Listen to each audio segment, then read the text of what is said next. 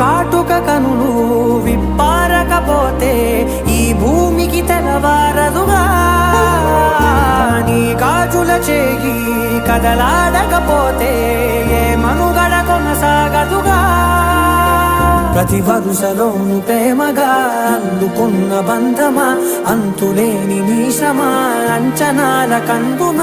ఆలయాలు కోరని ఆదిశక్తి రూపమా నీవు లేని జగతిలో దీపమే వెలుగునా